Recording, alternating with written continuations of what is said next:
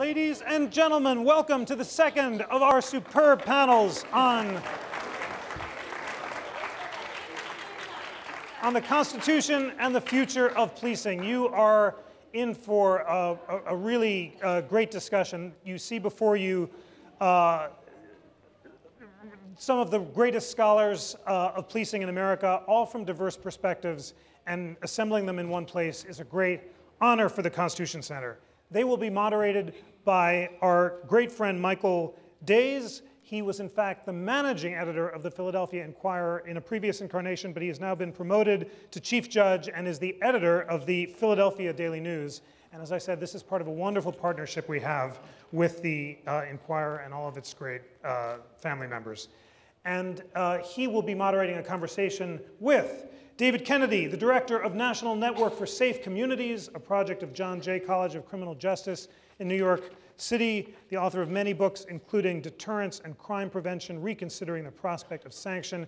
David introduced me to the topic of the importance of legitimacy in getting people to obey the law and is one of the leading scholars in America on that crucial topic. Heather McDonald is the Thomas W. Smith Fellow at the Manhattan Institute, a contributing editor of City Journal, a recipient of the 2005 Bradley Prize, the author of many important books, including Are Cops Racist?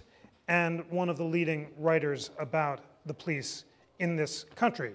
And Theodore Shaw is the Julius L. Chambers Distinguished Professor of Law and Director of the Center for Civil Rights at the University of North Carolina School of Law at Chapel Hill. He is one of the leading litigators of civil rights in this country, having been the 5th Director, Counsel, and President of the NAACP Legal Defense and Education Fund. He's been a visiting scholar at the National Constitution Center, and he's just participated in one of our podcasts on the question of the Equal Protection Clause and written the explainer on the Interactive Constitution about the meaning of the Equal Protection Clause. Please join me in welcoming this superb panel.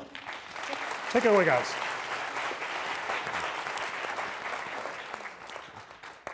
Thanks so much, Jeff. I think the commissioner really set it up nicely. His presentation was riveting. But I wanted to, while we work our way to what does policing look like in the 21st century, wanted to unpack it a little bit and say, how did we get in this mess? It was almost like, a Facebook status, because we're primarily talking about black people and brown people being policed by other black people, brown people, and white people, but it's really complicated. And it got to be complicated over many, many years, I think many, many decades. So if you guys would weigh in a bit on how did we get to this point? Well, as Commissioner Ramsey said, police have played a tragic role in this country's hypocritical betrayal of its founding ideals with centuries of racism. And the police were a bulwark in maintaining slavery and subsequently to jury segregation. And that's a history that has a very long after effect. And it continues, I think, to influence how people see the police. But I think that more recently, where we're at is the police are more intensively in minority communities because that's where crime is happening. And Commissioner Ramsey is also correct that the police have to work on courtesy and respect constantly, but unless the disparities in crime are understood and confronted head on, we're not going to get very far in understanding why policing is more intense in minority communities. And given that, there's a greater chance that when a police encounter goes awry, sadly, it may have a minority victim. So, there's no question that policing is charged in minority communities, but today I would say that there is no government agency more dedicated to the proposition that Black Lives Matter than the police. They are there to save lives and to respond to the demands that they're getting from law-abiding members of minority communities on a daily basis for protection and public order. Do we agree with that? A good deal, but not all of it. Okay. Carry on. I agree that there's been this long history that's not been a good history with respect to policing in African American communities in particular. Certainly there are crime statistics that come out of minority communities, although I want to say a word about that too, because there are a number of different things going on.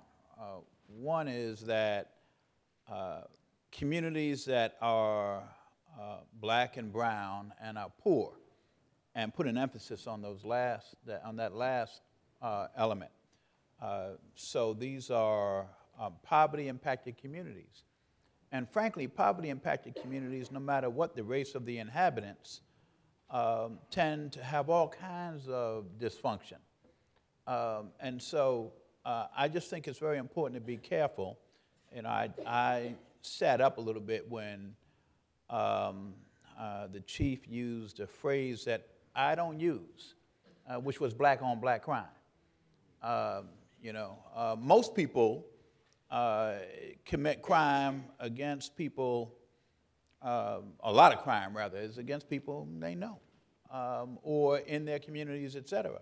I never heard the term or the phrase white on white crime, in spite of the fact that you have these mass killings and shootings, et cetera. Nobody talks about white on white crime. So there's a certain set of assumptions that come when you use the phrase black on black crime that I think we ought to be careful about. I'm not saying there's not crime in the black community. I always say that there are internal demons and there are external demons within African American communities, just like there are in all communities. But there are peculiar demons in poverty-impacted communities. One more piece on this. A lot of what I have thought has driven relationships between law enforcement and members of the African American community and black and brown community has been done in the name of the so-called war on drugs. And I think we have to unpack what that so-called war looks like. You know, when you have people who are charged with law enforcement and they have they're part of a war, there's a certain mentality that's going to come to this. Come with it, rather. And look, I'll just say this without any hesitation, because the folks in this audience know it, with all due respect. I hope I'm not being presumptuous. White folks use a lot of drugs. There's a lot of drugs being used in white communities, but you don't have the same policing and reaction to that, and we could talk about all the reasons that's so. So I think there's a lot that has to be unpacked here. Finally, and I think what Heather just said is, I agree with this, it's long history. If you look at almost every, whether you want to call it riot or urban rebellion, whatever you want to call it, just about every one has been initiated by an interaction with law enforcement, and more often but not always black men, sometimes black women, often resulting in death. And we could go down the list and talk about it, from the 1919 riot to the 1943 riot, down through the 60s in Newark and Harlem and Watts and on, up until most recently. So this is a long-standing set of problems. Heather's right about that. Why is black on black crime so offensive to you, the term? Why is it so offensive to you? Offensive to me? Mm-hmm. Because people, I think, in people's minds, they hear black on black crime and they jump to general conclusions about behaviors of black folk, and associate criminality more broadly with black folks. And there's no counterpart to that terminology. Nobody talks about white on white crime, okay. Asian on Asian crime. Nobody talks about that. And so that's why it offends me. If that term is unique for whatever reason, it's there. There's something underlying it that's problematic. Professor Kennedy, I hear you. I see you nodding. What he said. So let me start here. So it is making my head spin that we're here in this wonderful institution devoted to the United States Constitution and talking about constitutional policing as if that's a good thing for black people, right? The Constitution of the United States up until 1963, which is very recent in historical terms, was an explicitly racist document. Thank you. So who here has read The New Jim Crow? Lots of people in this room, I suspect. So The New Jim Crow is Michelle Alexander, civil rights lawyer, brilliant book making a very reasoned account that the American criminal justice system is a deliberate conspiracy to do damage to black America and black neighborhoods under color of law. And I have this conversation with white folks all the time. Some of them police officers, most of them not police officers, in which they hear this argument and say in one way or another, that's crazy, the American government would never do that. And yes, it did, right? From before the founding of the nation, which is transportation, through the founding of the nation, and 3/5 of a human being and blacks as property, and the commissioner talked about police forces in the South emerging from slave catching. Police forces in the North were slave catchers because under the Constitution of the United States, an escaped slave in Boston was still property. And Boston police found them, caught them, and sent them home. Through Reconstruction and Jim Crow and the Black Codes and literally the entire legal history of the United States, up until we finally got it right on paper during the Civil Rights era, the law of the United States was a deliberate attack on black Americans. And in this conversation about policing, police were often those there. Police will say to you, we're the only arm of government out there 24/7, and that's right. And so police were the front lines of that deliberate legal oppression. At just the time that we changed the law, we started the war on drugs and the war on crime. We jacked up enforcement enormously. There were 300,000 people in prison in the US in 1960s. As we all know, 2.2 million people in jail and prison now. Legal scholars have done the analysis. You were less likely to go to prison as a black male under the worst of the previous racist legal regime than you are now. 70% of black American men who don't finish high school will serve at least one felony sentence. That's under the good days that we're living in now. We took decent ideas like broken windows, which are to say neighborhoods deserve order, turned them into debased ideas like zero tolerance, which made a virtue of putting hands on and arresting as many people as we possibly could. And, you know, it's patently obvious now how much damage that did. But you put all this together, and the fact is, you know, even as the commissioner said, this is not just about the police. The police end up wearing a lot of things that are not solely or even a little bit their responsibility, but they are the most visible arm of the legal system. And the fact is that the experience of black Americans with the legal system of the United States, from the founding of the nation through to the present day, has been an unhappy one. That's just true. And if the mass of the nation has now figured this out and is revulsed by it, welcome to the party. And as the commissioner also said, we've never had a moment like this and we'd better get it right. But should we be surprised at the outrage and the intergenerational trauma, we should not be surprised. Ms. McDonald, I see you. Thank Say you. something. Criminologists have been looking for evidence that the disproportionate presence of blacks, tragically, in the prison system is a result of police bias or prosecutorial bias or jury bias, judicial bias, and they haven't found it. Michael Tonry, Robert Sampson, reluctantly, but honestly, have been forced to reach the conclusion that the disproportionate representation today of minorities in the prison justice system is due to crime. And this is where we get back to this charged topic of black crime.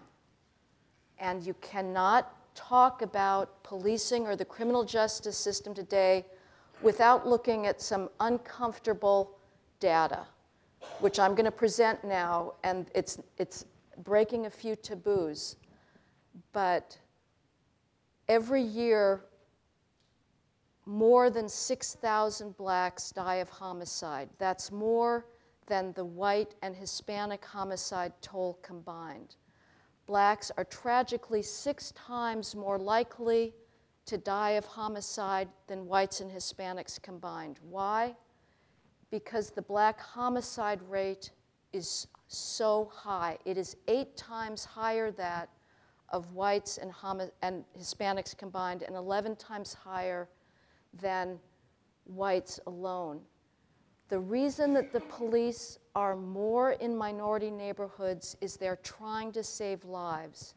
The war on drugs was fueled in part by a perception among people like Charles Rangel, Major Owens in Brooklyn, who said with regards to the crack epidemic, this is the worst oppression that this community has known since slavery. And there was a bidding war for the crack penalties to bring them up, and they arguably got too high, but they were identical in their penalty structure to meth. If you're a meth trafficker, you have faced an identical set of mandatory minimums in the federal sentencing system as crack. Meth being predominantly a white and Hispanic As was trafficking cocaine, crime. yes. Cocaine, they weren't was not equal to crack, was it? Cocaine versus crack. But it's the same as meth. So crack was seen as the most oppressive drug at the time to powder Let's be civil now. cocaine. Let's be civil. So again, the reason that today the police are in minority neighborhoods is they are responding to requests for help. Every time I've been to a police community meeting in Harlem or the South Bronx, I hear some variant of the following requests. You arrest the dealers and they're back on the corner the next day. I want them off my street. There's kids in my lobby hanging out, smoking weed. I'm scared to go into the lobby. I met a cancer amputee in the Mount Hope section of the Bronx who said the only time she felt safe to go pick up her mail was when the police were there. She said, please, Jesus, send more police, because there were kids hanging out and trespassing.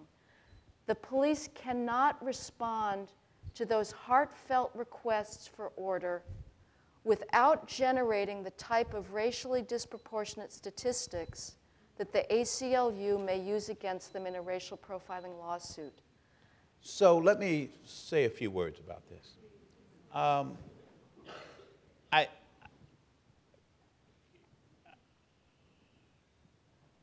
Hard truths, fine, as far as it goes.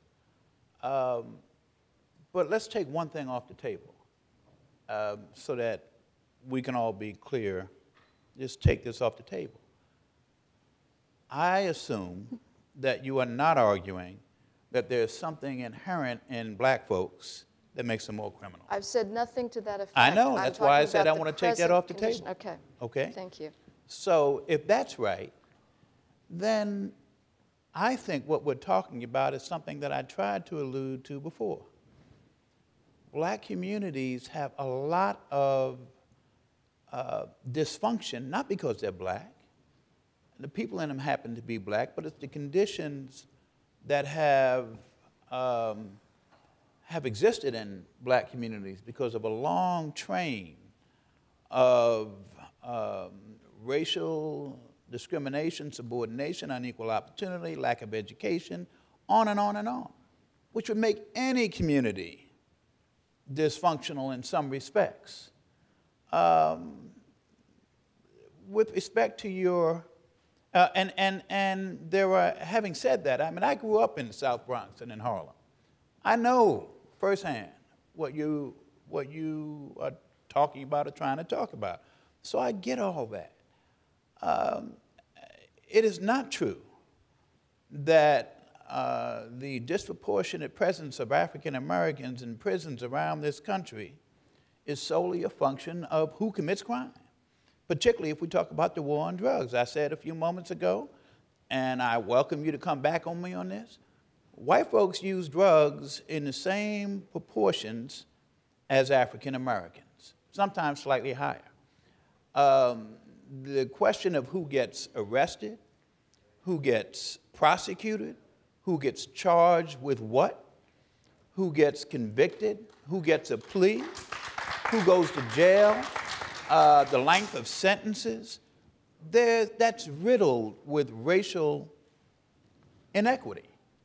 You know, look at the Bureau of Justice statistics. I know you're familiar with them. And they tell you that the proportion of drug usage in African American communities, among African Americans, isn't higher than white communities. If that's right, then we go back to what you said about some of the conditions. And I mean, the police aren't in black communities simply because they're responding to requests for help, although people in those communities do want protection. They do want help, just like any community would want. The police are there because that's their jobs. That's what we do. We have police who, their job is to protect the people in these communities. My question is, given that we have these issues, how do they relate to the people in these communities? Do they see themselves as they do when they police white communities, wealthier communities? Or are they interacting with the people, back to that issue of respect, in those communities in a way that is different?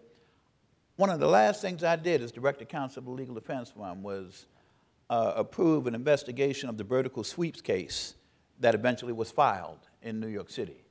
And you know the case I'm talking about, and you know that the allegations that the Legal Defense Fund made in that case, and there are others who have brought similar cases, have to do with how the police interact with tenants or visitors in housing projects. There are a whole lot of problems, there are a whole lot of issues, but you can be a tenant in a public housing project, a young person, and you can be arrested just for being there, period, and prosecuted. So we have all kinds of difficult issues in which race is a kind of a third rail. So I just take issue with some of how you describe this. I think we have to be careful about how we talk about it and how we define the problems that we're trying to get at. Well, I want to give Mr. Kennedy a chance to respond. Can I just respond very quickly? Please, okay, quickly. On the drug issue. And again, we are so much in agreement that the police have to treat everybody with respect and courtesy. But they are there because of crime. CompStat, the process in New York, is race blind. Nobody in New York City Police Department is saying, let's go police black people or white people. They're saying, where is robbery happening? Where are people being stuck up? Where's murder happening? That's where we're going to deploy. But on the drug issue, drugs is not what is driving the American prison population. State prisons hold about 88% of all prisoners. 16% of state prisoners are there for drugs, 4% for possession. 12% for trafficking. The rest are overwhelmingly for violence, over 55, about 55% is there for violent crimes and about 18% for property crimes. And the rise in the prison population was driven overwhelmingly by violent crime, not drug crime. And I'll let Mr. Kennedy go on. Professor Kennedy, this falls into your area of expertise. You want to weigh in? Okay.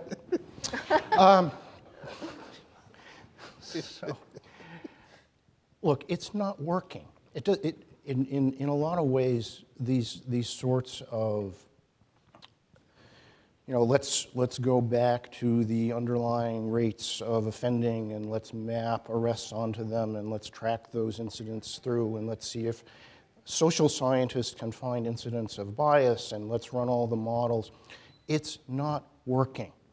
And if there's one thing that I've learned about the way angry black folks think about these issues versus people who are not angry black folks, it's that the not angry black folks fall into the kind of conversation we've just been having. Let's look at this incident. Was it constitutional? Was the arrest righteous? Was it processed right? White folks talk about incidents, and black folks talk about history.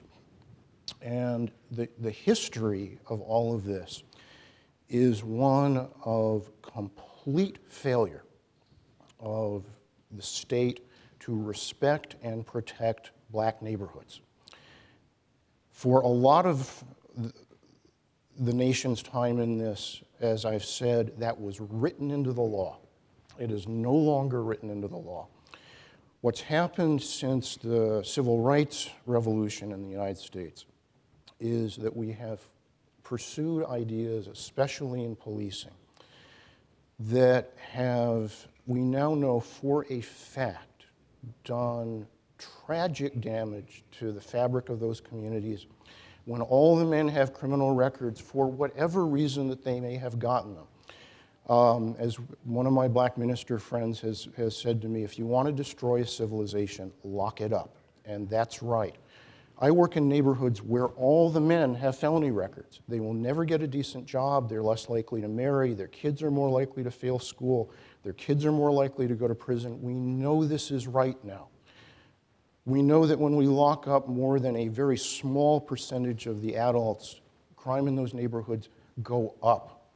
So even if you give police the benefit of the doubt on why they're there, and I do give them that. Like, I love my cop friends and I know why they're on the job. It's not working, and we now know that in a lot of ways it's making things worse. One of the ways in which it's making things worse is that the public survey data on this is very clear. The confidence of black Americans in the fairness and impartiality of the police is getting worse over time. And when you don't trust the police and you know who killed your friend, you don't call 911 and get help from the police and prosecutors.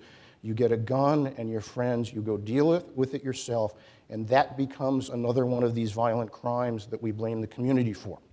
When what we should really be saying is, we have failed to protect and engage, and when people are on their own and they're in terrible situations, bad things happen. These communities need policing, but they need a different kind of policing than what they've been getting. It's not working. So let's segue into that. Did you want to say something else? Well, I would just... Before we segue into what needs to happen? There's an increasingly controversial book that was written about Philadelphia called On the Run by a sociologist who was at Penn, Alice Goffman, and her reporting has come under question with regards to her portrayal of the Philadelphia police.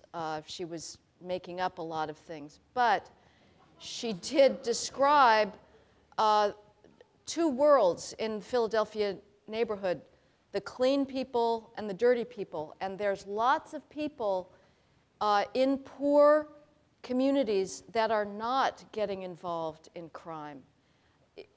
It is not the case that everybody has a criminal record. This remains a moral choice. Yes, there is an appalling hypocrisy in this country's history that must be a source of continuous rage. But there are people that are growing up and are making the right choices all the time, and they deserve the protection. And I would say the biggest constitutional failure of the police was not to provide police protection in minority communities. That used to be the big source of lack of legitimacy, when the police said, well, this is simply how black people are. And now, with data-driven policing, that is not possible, and the police listen to those community demands. The biggest problem, I would say, is the lack of fathers. This is family breakdown is happening across the country. I think we're veering off into another panel. For me, kids need their fathers, and So, look. it's not an issue of poverty, it's a question of family structure. Oh, no. Yes. There's lots of poor people that are not committing crime. Of course there are. But, I appreciate you guys just make your point and then let's move on. What? Do you make a quick point? Yeah. But what happened? Okay, my apologies. But here's what my reaction is to. Young men in particular, but also young women, in New York City, the city I know, and the city I grew up in, nowadays, if you live in poverty-impacted communities, public housing, or the tenements of the Bronx or Brooklyn or wherever, those that are left, I'm thinking about the gentrification that's driving people out. But if you live in those communities, it is very difficult, even if you are doing your best to keep your nose clean, to stay out of the way of the police. A lot of these kids get stopped, frisked. You know about the stop and frisk lawsuits. You know about the statistics. Over 500,000 a year a few years ago being stopped repeatedly. Some of them, weed on them. Then they get channeled into the criminal justice system with a record. I mean, I think we know all this. It's not just a question of Comstat and these statistics and the police approaching policing in a way that builds relationships with the people in that community, and particularly those young folks. I'm not trying to demonize the police. Lord knows we need the police in poor communities. And yes, there's crime. But I'm talking about the way too many police, not all of them, interact with people in those communities in ways that are disrespectful, that's profane, that assumes criminality. That's what the experience of people in these communities too often are. Now, that doesn't mean that people still don't ask the police to help them and to be present and to police those communities. They want that. But they also want to know that they are not going to end up in a bad interaction with the police, or when their son goes out into the street, even if he's unarmed and not engaged in criminal behavior, he's not going to be stopped, frisked, or worse. That's what we're talking about. On fathers, look, we used to have a family structure in this country that we thought was ideal, even though, frankly, with respect to African Americans, that structure wasn't respected by the larger community, and to some extent, there came a point where there was a lot of blaming victims. But family structure is changing not only throughout the United States, but around the world. Women are making different choices. If you are saying to me that children need both parents ideally, absolutely, absolutely. I'm more interested in the conversation and how, mothers and fathers are both engaged with their children than other kinds of finger-pointing conversations. You may be aware that there are a lot of black men who are very active in making themselves present not only with respect to their children, but other children in their communities. A lot of that is going on. 100 black men, have you seen some of what they're doing lately? Going into the schools, welcoming kids to schools, you know. So I'm just not interested in having black folks beat up. I'm not going to stand for it. Well, let's talk a little bit about how we make things better. I'm thinking we all have our smartphones now. To the commissioner's earlier point, there's no one who is not being videotaped at any given time. Yes. And that's got me thinking about the Tamir Rice case, where it appeared that the police showed up, thought they saw this kid with a gun, and shot and killed him. And then we found out over the weekend that 2 independent investigators, commissioned, I guess, by the prosecutor, said that the police acted within the rights of the U.S. Constitution. So I'm wondering, is the glass half full or half empty in terms of how we make this thing better? I mean, clearly the video has brought more attention to what we've all been talking about for many, many years. Yeah, absolutely. And in that case, I'm sure that police officer, or those police officers, did not go out that morning and say, I'm going to kill a black boy or a black man. I'm sure of that. As sure as I can be. Whether they could have handled that situation differently, you know, how the police, should they have pulled right up to him the way they did instead of getting some distance and then trying to assess what was going on, that's another set of questions. Obviously a tragic case, but it's not enough to stop there. I think we have to ask how they handled that situation and whether it could have been handled differently. There's a degree of Monday morning quarterbacking, there's no question about that. But when it happens in the context of a long train of these kinds of deaths, I understand how people react to that and may not draw a distinction between one that might be a tragic, you know, death that isn't part of the usual pattern, or whether it's part of that pattern. That pattern, it's just, there are too many lives being lost. Well, yeah, there are.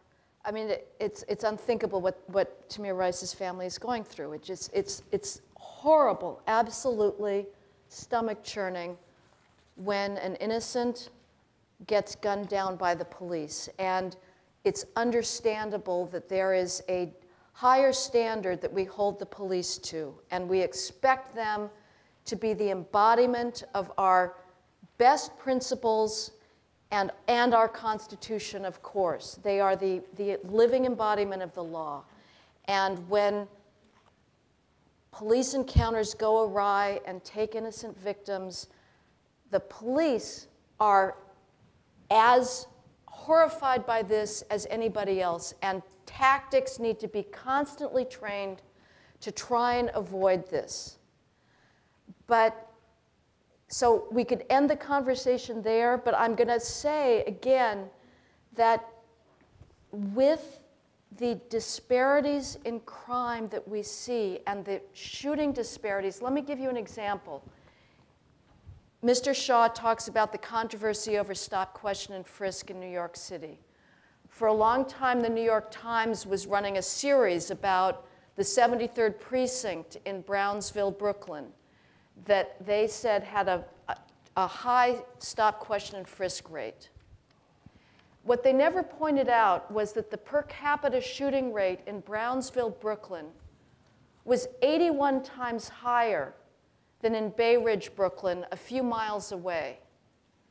The stop rate in Brownsville was 15 times higher than in Bay Ridge, much lower than you would expect. The people, the law-abiding people in Brownsville have an 81 times higher chance of getting shot and perhaps killed. That is a Black Lives Matter problem. But until that crime rate is brought down to what it is in Bay Ridge, you're going to have more police officers there, and every time there's a shooting, the police are going to be looking to make stops in order to prevent a retaliatory shooting. They are going to be looking to use their Terry power to stop people on outstanding warrants if they see suspicious behavior, if they see known gang members hanging out on a corner. That is going to drive those statistics that after the fact get seized upon as evidence of racial bias or racial profiling. I feel like we're playing a little ping pong here. Let me get some of these questions in Sure. from the audience. All right, although I'd like to come back to it. I know you would. As would I.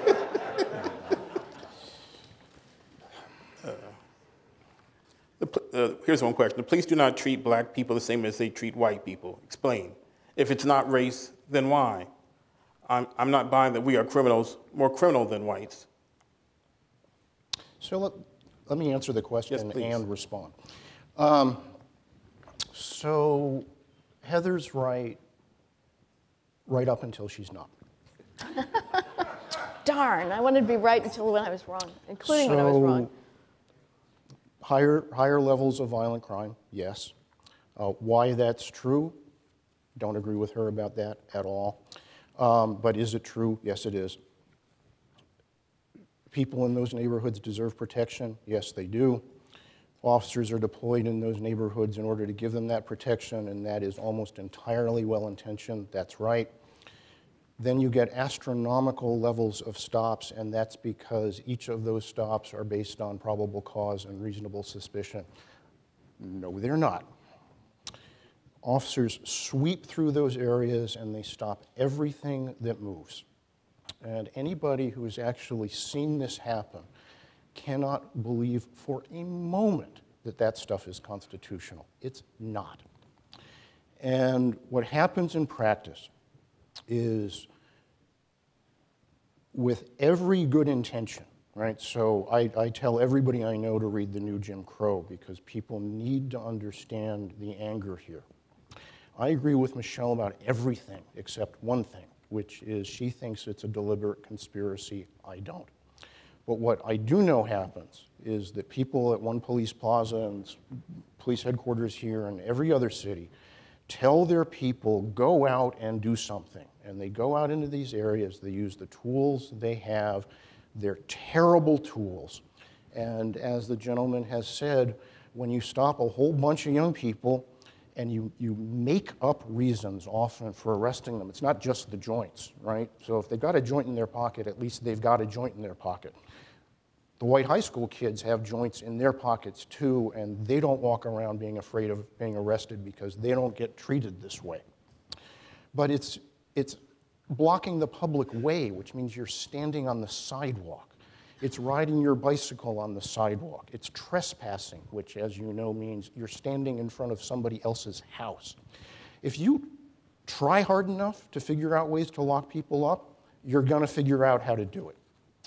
And much of that is, and Heather's right about this, it is well-intentioned. People are trying to do the job, but they're doing the job in terrible ways when you have toxic interactions with people all day long, every day, and they're angry at you all the time. And basically, you've criminalized them, so now you have a story that says everybody's mad and everybody's a criminal. That's how you start looking at entire neighborhoods. And if we don't, in this national moment that we've got where everybody has suddenly become electrified at how awful this is, if we don't take this moment to reset things, we will never get another chance like this. You heard Commissioner Ramsey up here. One of the interesting things about listening to Heather talk is that she's advocating for people who don't agree with her. Right? Ramsey doesn't believe in this stuff. He wants it drawn down. He recognizes how toxic it is. The leadership in American policing are the only ones standing up and talking honestly about our racial history. In my home city of New York, they're no longer making low-level marijuana arrests. They know there's no public safety return on it. They've drawn stops down 95%. They're moving young people directly into diversion without arrest. We can do better than this. I wanted to point out that the stop and frisk in New York that we talked about a few years ago was getting a lot of attention. And at one point, it got close to, I think, 750,000 stops. Nearly 800,000. Right. Yeah.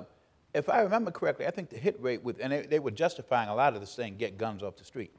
And I think the hit rate with respect to guns was somewhere around 5%.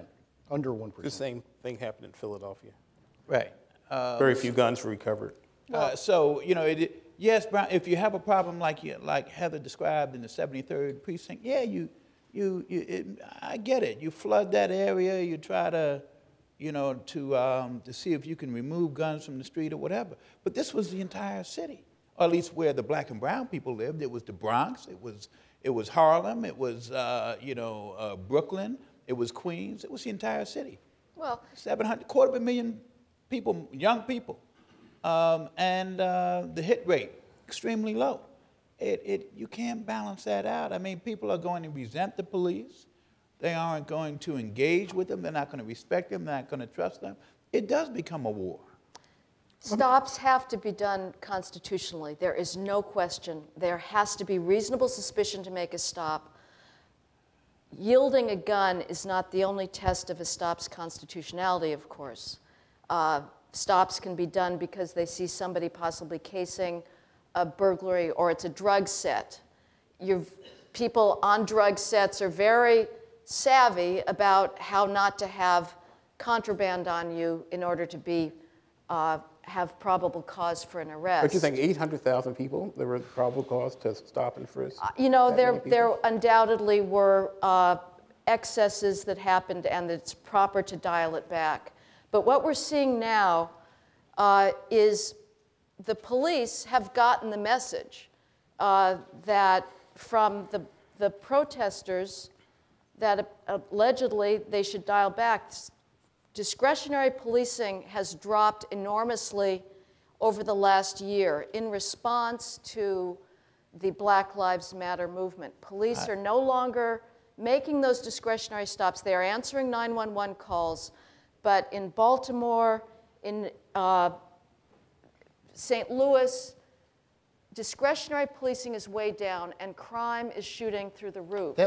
You have now, folks, this is a fact-free zone.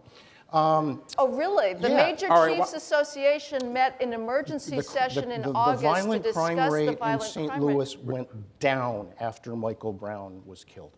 That is a fact. Crime is up an average of 20% in the 60 biggest cities in places like Baltimore. Well, I think we're all going to have to go They to have had Google the for this. bloodiest- Not true. The bloodiest couple of months since 1972. Let me get a couple of these questions. And so here's someone who clearly is thinking about guns and the impact they have on crime. He says, we put GPS chips, why not put GPS chips in every firearm that comes in and made in America? We do it now with people, why not firearms? Well, the biggest problem with that is that firearms are not only durable goods, they're very durable goods. And anything that began an intervention with new guns today doesn't touch the 250 million firearms that are out there already and that will still be operating 100 years from now. So, not that there's no merit in some of those things, but they're not going to have any kind of substantial impact soon. One more. Do you feel that current government policies keep those in poor communities enslaved by not encouraging school options or providing money to those able to work?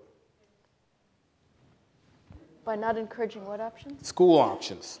I think the point that's being made is there's so much, in a lot of our communities, people feel like they are living in police states, just be honest about it. When you could argue that people should be uplifted by discussing education. Let's just keep this on the criminal justice front. So here's what we know about the overlap of those issues. We know that when the density of criminal records and going to prison and returning from prison reaches the point that it in fact has in a lot of these neighborhoods, it has a permanent depressing effect on people going to school, right? If there's no way that your education and your training is going to get you a job because you're not going to be able to pass a background check, there's no reason to do that. We know that you can't pass those background checks. We know that men are less likely to stay with their existing family or form new ones. they're less marriageable, and we know that their kids are more likely to fail both school and go to prison. We know all of that's just a fact. So we know now that mass incarceration and the way we've been treating these neighborhoods has become a new root cause insult in these neighborhoods. We've traditionally looked at things like education and healthcare and access to economic opportunity, and that was always legitimate, and it still is. The unintended impact of the way we've been doing criminal justice in these neighborhoods, we now know is that kind of root cause insult. I would say New York City has had an 80% crime drop since the early 1990s. In 1990, there were 2,245 homicides. Last year, there were about 350. That's about an 80% drop. The biggest beneficiaries of that crime drop have been minority communities. There's 10,000 minority males who are alive today who would have been dead had homicide remained at its early 1990s levels. That has transformed communities, allowed kids to come out, learn to ride their bikes on the streets, and the reason crime came down was a policing revolution that began in New York City and spread nationwide, data-driven, holding commanders accountable, and paying attention to the small things. If Professor Kennedy is undoubtedly correct, if we could do this differently, with less criminal penalties, if there were programs that worked, that would be fabulous. But let me just again give you a sense of what the police are hearing and the dilemma that they face. In June, I went to the 41st Precinct in the South Bronx to a community meeting. A man and many other members of the community were saying, we want a police watchtower on the corner. This is one of these big surveillance towers that the police put up in high crime neighborhoods because they felt, the community members felt there were so many shootings. A man said, every time there's a shooting, I run because I'm terrified that my kids have been shot. This is not happening in Battery Park City or Greenwich Village. So are the police supposed to respond to these people that are saying, we want more policing? They were saying, there's kids that are gathering, 100 kids beating each other up on the corner. We want you to do something about this public disorder. So the police are being pulled between voices like Professor Kennedy, who are rightly saying, we want less policing, different policing. Well, different policing, that's what they're trying to do, but they have to respond to those requests for order and safety. There was an elderly woman who broke out completely spontaneously and said, I love the police, they're my friends. Those voices exist. There's no question that the angry voices exist in the community, but there are many people who say, the only time I feel safe is when there's police there, and they deserve some recognition in this debate as well.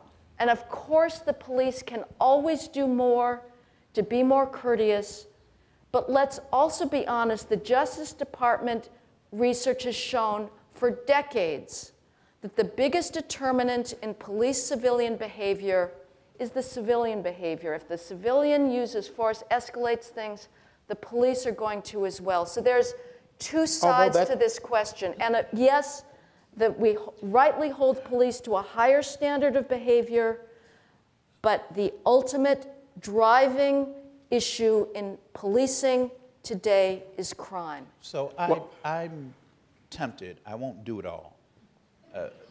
I'm tempted to start naming the names of the Amadou Diallos of the world across this country. Unarmed black men, not engaged in criminal behaviors in communities where, yes, there's crime, but who lost their lives. Look, I'm not saying, I hear the horror stories about crime and what happens, although there's some contradictions. I mean, you talk about crime going down since the 90s. Yes, it has been going down. There are some people who don't think it's all attributable, some of it may be, to policing. Some people think that some of the people in these communities, deserve some credit for crime going down. I mean, it's a complex set of stories. The one thing I had to come back to, though, that I cannot let stand, it's deeply problematic, and that's the softest way I can put it, to suggest that those who protest, as jolting as their protest today might have been, tonight here, I was jolted, you know, when they got up, but it's deeply problematic to blame them for increases in crime. To suggest that when they exercise their First Amendment rights and they point to what is a real problem, you know, whether we're talking about in South Charleston, in St. Louis, in I mean, I can go Oakland, go on and on and on. You know the names unless you have your heads buried in the sand. And I know you don't want to suggest that they can't protest about that or create a movement to try to address that and to get the police to change some of their practices upon pain of being blamed for increases in crime. I have faith in the police being able to walk and chew gum at the same time, to police well with good practices and policies without engaging in conduct that takes the lives of innocent black people or brown people or anybody else. The police can do that. And my God, they should be able to protest those issues. That's part of their rights under the First Amendment. Of course they should be able to protest, and We're have getting- a right to exercise those rights. We're getting to the end here, and I don't want us to leave, I want us to leave, I hope, with the audience feeling like they've got some stuff to really think about that may begin to end these issues, these challenges. And I know they're very complex. We've been talking about them for 200 years plus. What's working? What's working nationally? What's working? What could work in terms of the police and our various communities feeling like they're in partnership to solve crime, in partnership to elevate communities? So I think the single biggest bright spot here is the fact that if you really know the better folks in the business, police leadership across the United States realizes that they need to do better.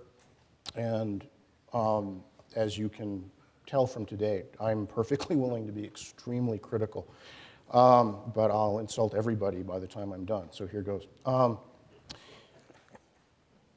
The better folks in the business are the only ones who are standing up in any walk of American life and saying we have to finally face the racial realities of our history.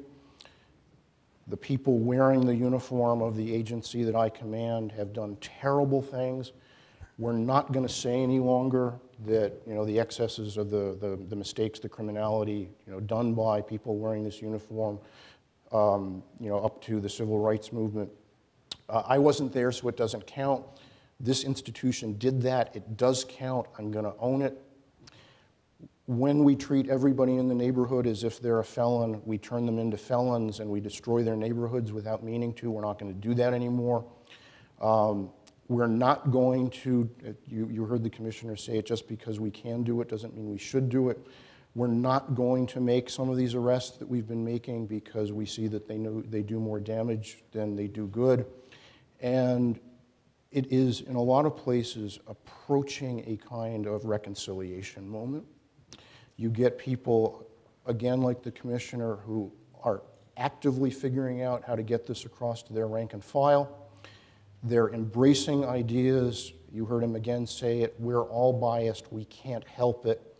We're gonna undo those implicit biases. We're gonna teach people how to treat people with respect. You can train this. He said, you know, you have people who can walk into the angriest situation and calm it down.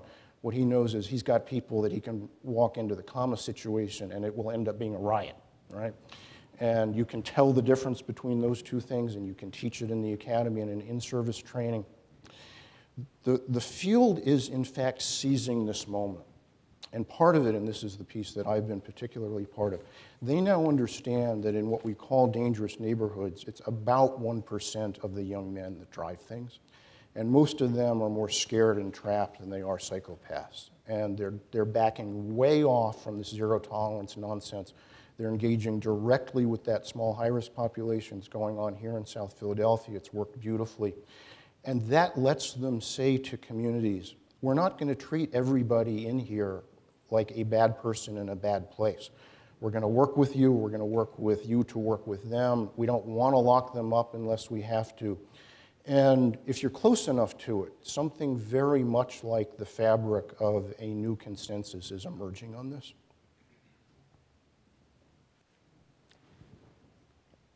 Again, you cannot overdo training and courtesy.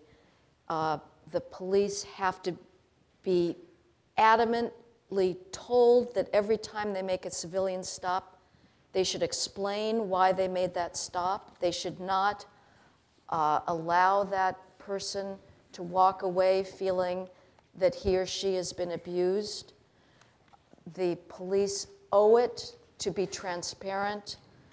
It is appropriate that there are full investigations every time the police use force.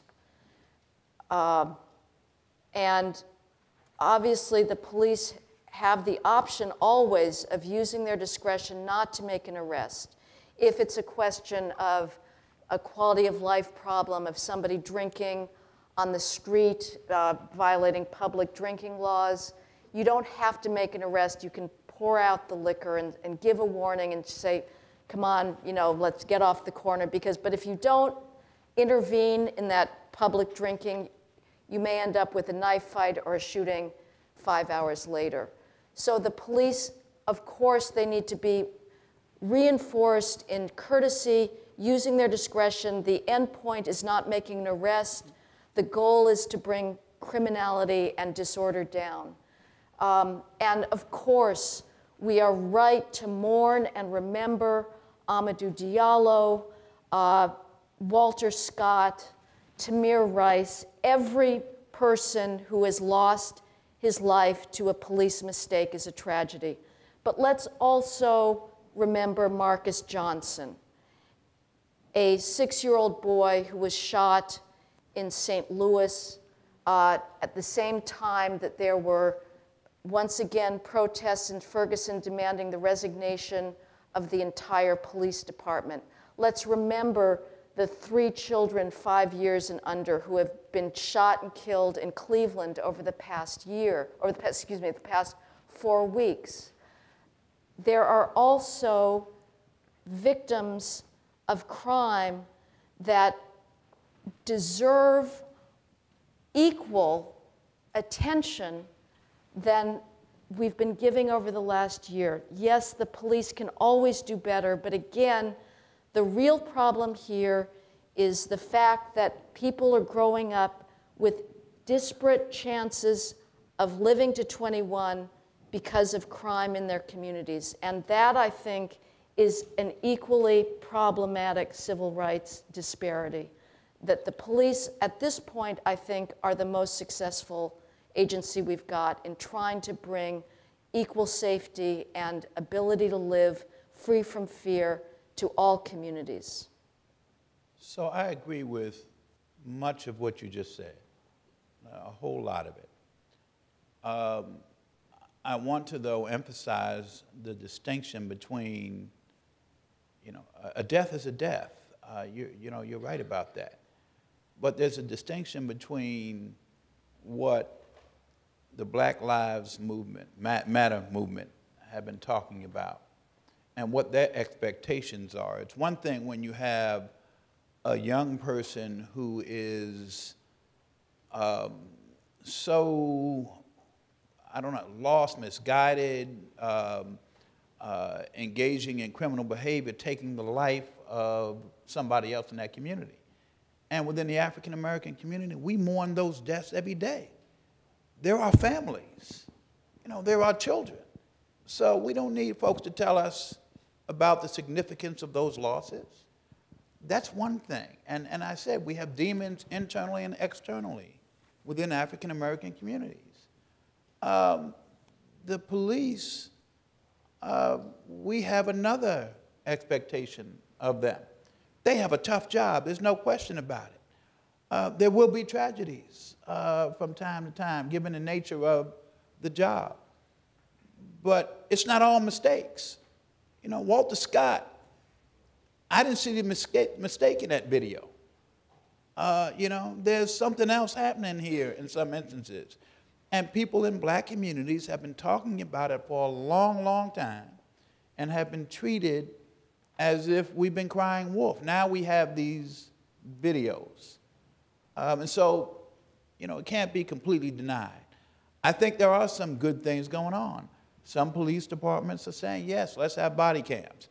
All the questions that the chief raised earlier, profoundly important questions. I think part of the answer to what can be done that's positive, you know, Chief Ramsey was talking about some of that. Sit at a table with, you know, civil rights advocates, civil liberties advocates, talk about those kinds of issues. He was raising real issues. Those kinds of discussion, that dialogue is so important. For me, all the pain of what we've seen in the last year or two, my hope is that it's leading to some of these changes in policing practices and a dialogue between people in these communities, but also some respect and credibility given to people who have been raising these issues for a long time. You know, you can't dismiss them. You know, the last thing I'll say, and then I'll close my mouth, there's something on Facebook some of you may have seen. It's a photograph that somebody posted of a young black girl, and there are tears streaming down her face, and there's a white hand over her mouth. You get it? You know, there's a silencing of some of the folks who've been raising these issues by saying all lives matter. Of course they do. But there's an attempt to don't silence these folks. And the police departments need to engage, and the people in the communities need to engage with the police departments. There's some of that happening. That's where my hope lies.